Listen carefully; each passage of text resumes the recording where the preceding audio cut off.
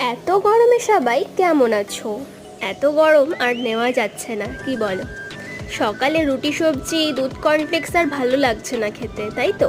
আমারও ভালো লাগে না। তাই তো একটা হেলদি অ্যান্ড টেস্টি ব্রেকফাস্ট নিয়ে আজ হাজির হলাম।